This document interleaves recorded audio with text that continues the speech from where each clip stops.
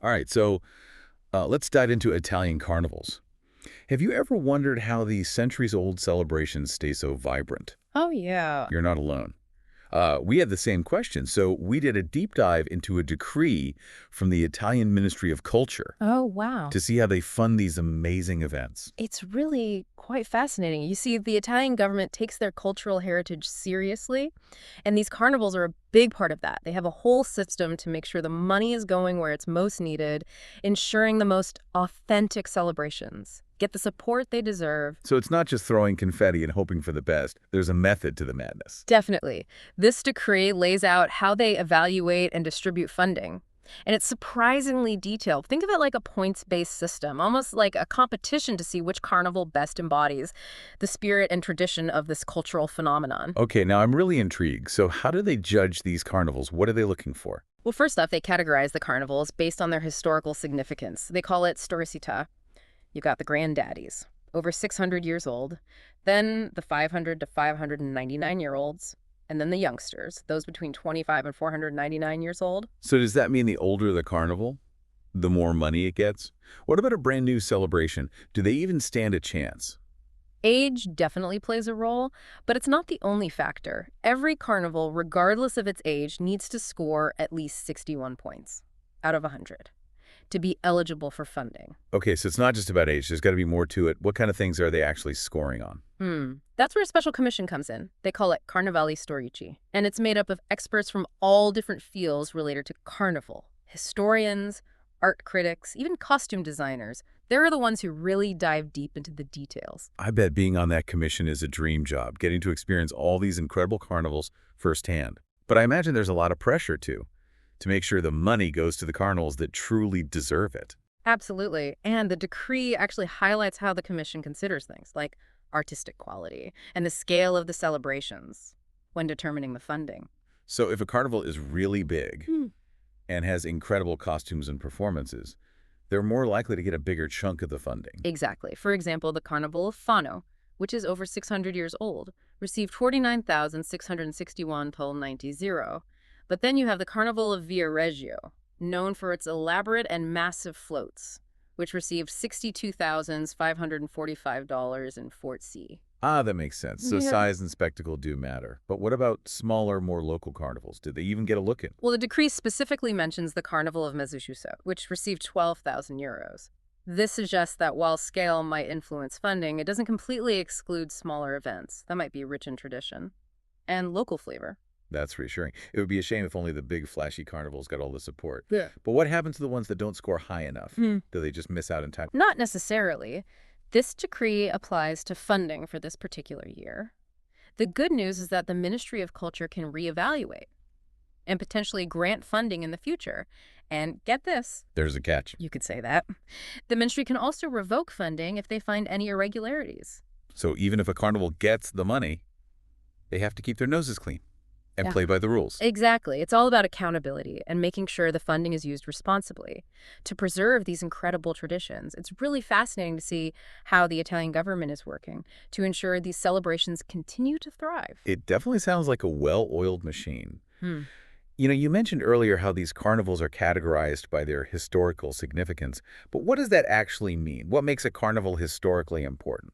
That's a great question, and it leads us to a really interesting aspect of this whole funding system. It goes beyond just how old a carnival is. We're talking about its intangible cultural heritage. Intangible cultural heritage. That Yeah. sounds pretty deep. It is. It's about recognizing the heart and soul of these celebrations.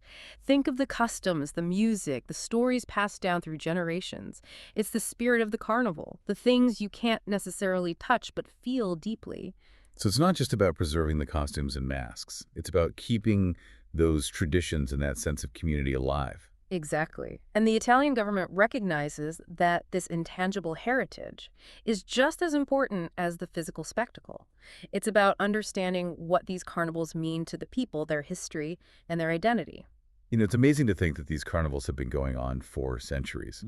Through all sorts of changes and challenges, they really are a testament to the resilience of culture. Absolutely. And that resilience is something the government wants to support. It's not just about preserving the past. It's about making sure these traditions have a future, that they can adapt and thrive in the modern world. It makes you wonder, though, Is there a risk that by focusing on the historical aspects, they might stifle innovation? Yeah, could some of the younger carnivals feel pressured to conform to older traditions instead of developing their own unique identities?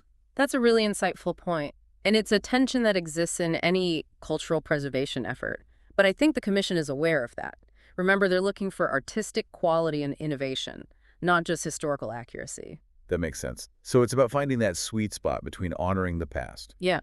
and embracing the future. But I'm curious, how does this funding actually work in practice? Is it a free-for-all?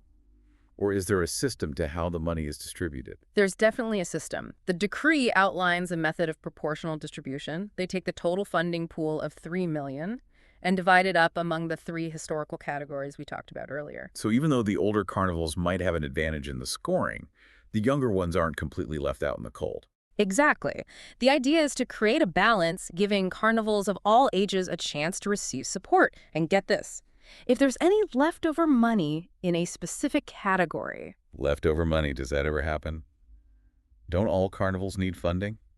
Well, if there are fewer applicants in a category, or if some carnivals don't reach that minimum score of 61 points, there might be some funds remaining.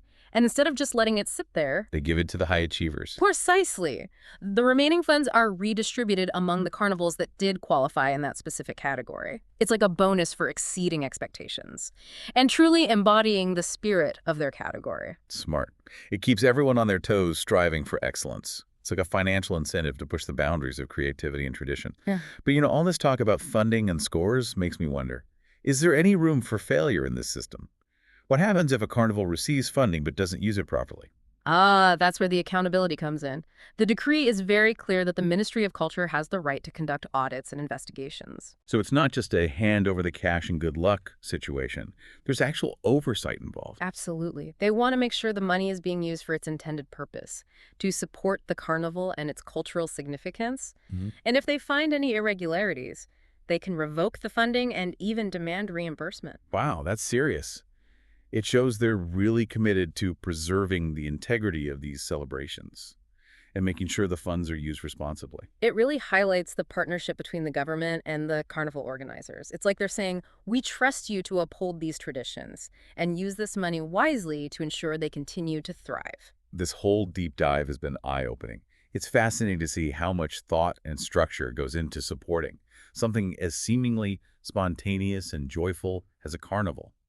It really speaks to the importance of culture in Italian society. They understand that these celebrations are more than just entertainment. They're a vital part of their heritage, their identity, and their future. And it's given me a whole new appreciation for the layers of meaning behind these events. It's not just about the costumes and the parties. It's about history, community, and the human spirit. Speaking of the human spirit, there's one more fascinating aspect of this decree that I think will resonate with you. Okay, I'm all ears. What's this intriguing tidbit about the human spirit? It's how this decree emphasizes the connection between these historical carnivals and the communities they represent.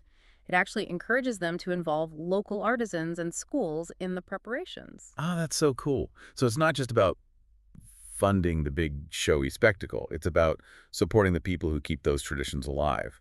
The craftspeople, the artists, the storytellers. Exactly. By bringing in those local communities, they're ensuring that these carnivals remain deeply rooted in their cultural context. It's about preserving the skills and knowledge that have been passed down for generations. I love that. It's like a ripple effect. Yeah. Spreading the love and support throughout the community. It's not just a top-down approach.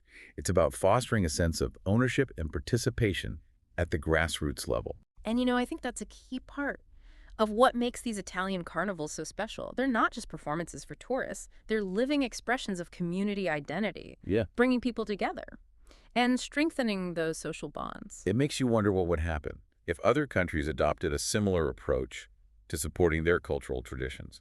Could we see a resurgence of folk festivals and local celebrations, bringing communities together and keeping those unique traditions alive? That's a fascinating thought. I think there's a lot to be learned from the Italian model. It shows that government support doesn't have to be about control or homogenization. It can be about empowerment and celebration of diversity. Well, I know I'm definitely feeling inspired.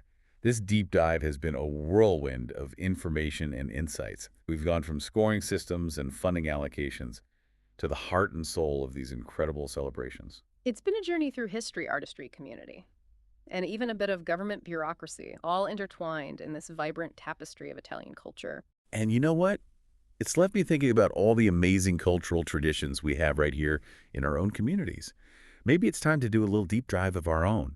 Explore those local festivals, learn about their history, and see how we can support them. That's a fantastic idea. After all, culture thrives when it's shared, celebrated, and passed on to future generations. So to all our listeners out there, we encourage you to get out there, explore your own cultural heritage, and maybe even find a carnival or two to join in the fun. Until next time, keep diving deep.